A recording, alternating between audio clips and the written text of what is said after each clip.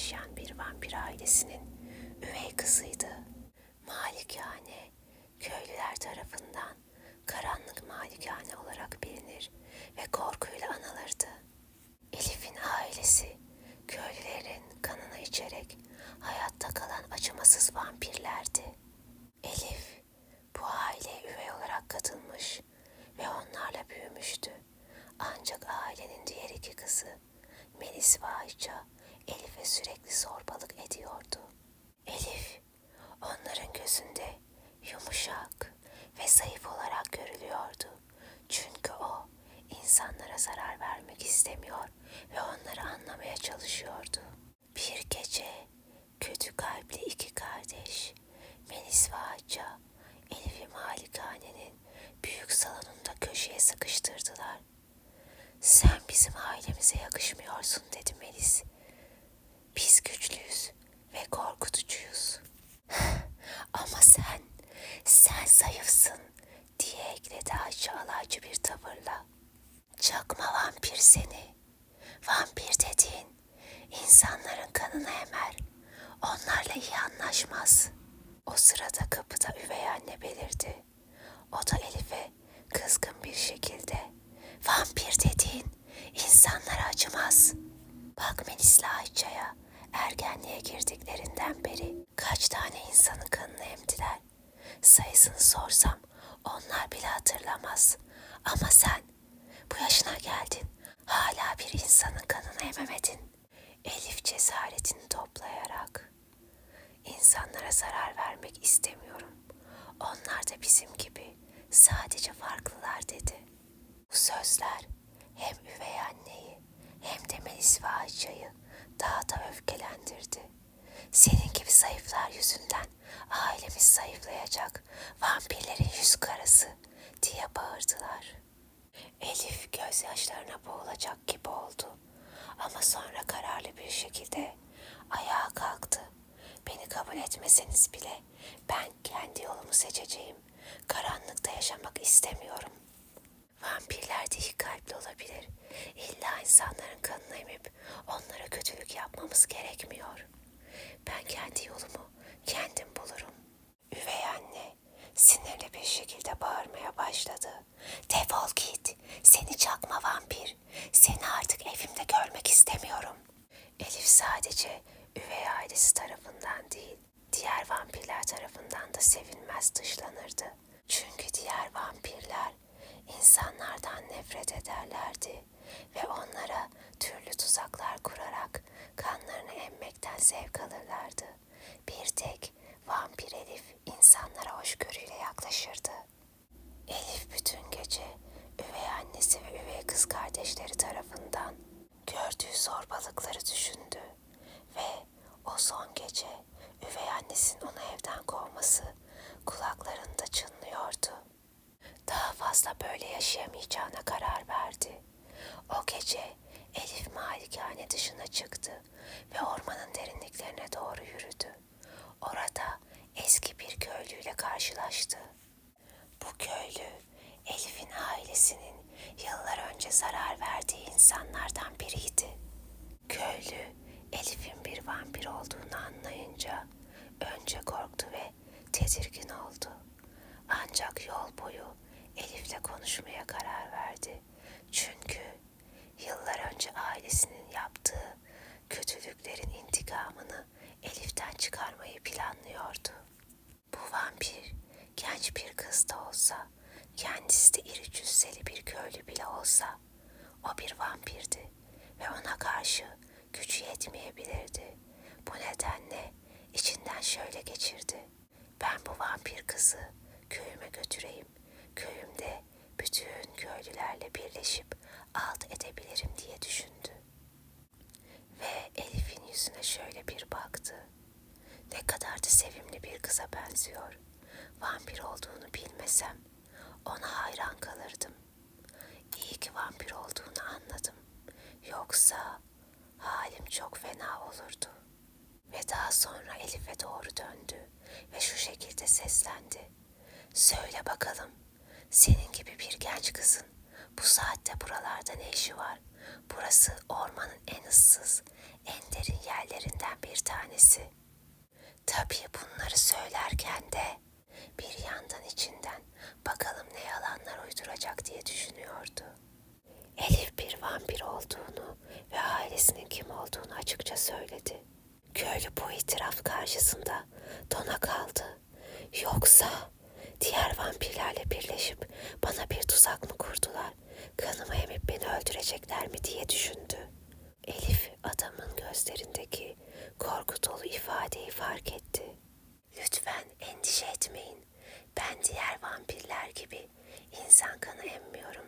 Sizinle arkadaş olmak istiyorum. Hatta izin verirseniz ben de diğer insanlarla birlikte yaşamak istiyorum, dedi ve başından geçen her şeyi yol boyunca köylüye anlattı. Elif'in saf kalbi, samimi tavırları köylüyü etkiledi. Köylü Elif'e saklanabileceği güvenli bir yer gösterdi ve ona senin gibi birinin değişim getirebileceğine inanıyorum dedi. Ve böylece Elif ormanda köylülerle birlikte yaşamaya başladı. Onlara yardım ediyor, onların güvenini kazanmak için çalışıyordu. Ancak köy halkı Elif'e tamamen güvenmiyordu. Elif'in vampir olduğunu biliyorlar ve ona temkinli yaklaşıyorlardı. Elif bazen istemeden de olsa kulak misafiri olarak köy halkının kendi arasındaki konuşmalarına tanıklık ediyordu ve bu durum onu çok üzüyordu. Ve en son duyduğu şu konuşma onu iyice üzmüştü. Ya bu Hasan da bizim başımıza şu vampiri bela etti. Niye getirdi ki köye? Bunların sağ solu belli olmaz. En iyi dediğin bile kötü çıkar. Bu işin içinde bir bit yeniği var. Elif onların düşündüğü gibi diğer vampirlerden olsaydı zaten mutlu mesut yaşar ve bu köye gelmeye hiç ihtiyaç duymazdı. Ailesi, yani üvey ailesi de olsa onlar onun ailesiydi ve zenginlik içinde bir hayatı vardı. Sadece zorbalık görüyor ve dışlanıyordu. Bu durum sadece ailesi için de geçerli değildi. Bütün vampirlerin yüz karası ilan edilmişti ve sebebi insan sevgisiydi. Ama görüyordu ki insanlar da ona güvenmiyordu. Onlar da ona karşı kötü tavırlar içerisindeydi. Köylülerin birçoğu Elif'in bir tuzak kurduğundan şüpheleniyordu. Ancak azınlıkta olsa Elif'e güvenen, inanan insanlar da vardı. Elif o insanların hatırına teselli buluyordu. Bir gece köyde garip olaylar yaşanmaya başladı. Köylüler tarlalarındaki ürünlerin aniden kuruduğunu ve hayvanlarının garip şekilde öldüğünü fark ettiler. Köyde bir panik havası oluştu ve herkes Elif'in gelişiyle bir ilgisi olabileceğini düşündü. Elif köylülerin ona güvenmediğini hissediyor ve bu duruma çok üzülüyordu. Kendini kanıtlamak için köylülerin yaşadığı sorunların kaynağını bulmaya karar verdi. Gizlice ormanda araştırmalar yaparken eski bir vampir büyücüsünün bu olaylardan sorumlu olduğunu keşfetti. Büyücü, köylülerin Elif'e olan güvensizliğini kullanarak onları birbirine düşürmek istiyordu. Elif büyücünün planını öğrendiğinde köylüleri korumak için harekete geçti. Bir gece köylüleri toplayarak durumu açıkladı. Başta hiç kimse ona inanmadı. Ancak Elif kararlıydı. Beni dinlemezseniz hepimiz için çok geç olabilir dedi. Elif'in ısrarları karşısında sonunda birkaç cesur köylü Elif'e inanarak onunla birlikte büyücünün peşine düştü. Büyücüyü bulabilmek için karanlık ormanda yürümeye başladılar. Orman gece vakti daha da korkutucu görünüyordu. Ağaç dalları rüzgarın etkisiyle uğuldayarak adeta bir hayalet gibi sallanıyordu. Elif en önde yürüyordu ve kalbinin hızlı hızlı attığını hissediyordu. Bir süre sonra büyücünün saklandığı mağaraya ulaştılar. Mağaranın girişi büyülü sembollerle kaplıydı ve dışarıya içeriden gelen uğursuz bir ışık sızıyordu. Elif ve köylüler derin bir nefes alarak mağaraya İçeride büyücüyü karanlık ritüeller yaparken buldular. Büyücü onları fark edince şeytani bir gülümsemeyle karşılayarak "Cesaretinize hayran kaldım ama burada sonunuz gelecek," dedi. Ve iki taraf arasında büyük bir savaş başladı.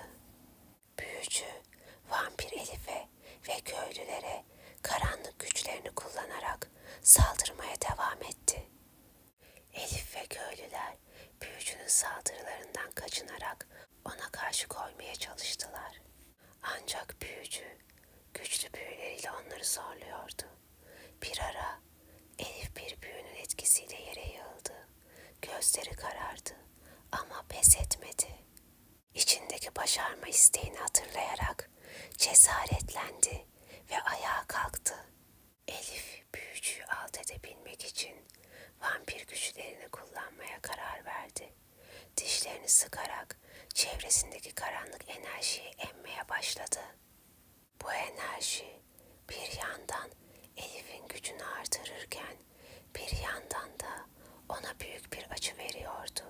Vücudu yanıyor gibi hissediyordu ama dayanmak zorundaydı. Tabii bu arada köylüler de boş durmuyordu. Biri büyücünün dikkatini dağıtmak için büyük bir taş attı. Büyücü bu dikkat dağıtıcı harekete odaklandığında Elif bu fırsatı değerlendirerek büyücünün üzerine atladı. Pençelerini büyücünün omzuna saplayarak onu etkisiz hale getirmeye çalıştı. Büyücü acıyla çığlık attı ve Elif üzerinden fırlatmaya çalıştı. Elif acıya rağmen pes etmedi ve büyücünün boynuna doğru saldırdı. Elif büyücüyle boğuşurken bu esnada köylülerden biri yanlarında getirdikleri gümüş hançeri büyücünün kalbine sapladı. Büyücü hançerin etkisiyle yere yığıldı. Kararmış gözleriyle Elif'e baktı ve son nefesini verirken "Bu daha bitmedi. Gölgeler her zaman geri döner," diye fısıldadı. Büyücünün ölmesiyle birlikte mağara içine yayılan kötü enerji de ortalıktan kaybolmaya başladı. Elif savaşın sona erdiğini ve kazandıklarını anlayınca derin bir nefes aldı. Vücudu yaralarla doluydu. Ancak köylülerin gözünde artık ona karşı bir güven ve minnettarlık vardı. Elif'in cesareti ve fedakarlığı köylülerin gözünde onu bir kahraman haline getirmişti. Büyücüyü yenip köyü kurtardıklarında köylüler Elif'e güvenmeye başladılar ve bütün köy halkı artık Elif'i çok seviyordu. Hatta köylüler artık Elif'e bir lakap takmaya başladılar. O artık köyün sevimli vampiriydi. Elif bu olaydan sonra köyde kalmaya devam etti ve köylülerle birlikte çalışarak onların güvenini iyice kazandı. Onlara yardım ediyor, birlikte hayatlarını sürdürüyorlardı. Elif'in bu kahraman dolu öyküsü üvey annesi ve üvey kız kardeşlerinin de kulağına gitti. Onlar da Elif'in cesaretine hayran kaldılar. Artık eskisi kadar kötü davranmıyorlardı. Elif'e "İstersen bizimle birlikte bu şatoda yaşayabilirsin," dediler. Fakat Elif kabul etmedi. Onlar da artık eskisi kadar kötü değillerdi. Tabii yine de insanlarla iyi anlaşamıyorlardı.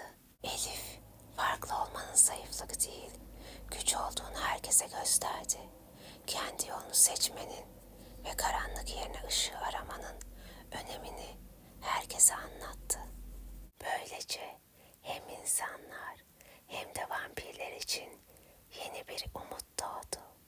Karanlık Malikane artık sadece bir korku hikayesi olarak anılırken Elif ve köylüler arasındaki dostluk nesiller boyu sürecek bir efsane haline geldi. Hiçbir yerde duyamayacağınız yeni hikayeler için beni takip edin. Yeni hikayelerde görüşmek üzere. Hoşça kalın.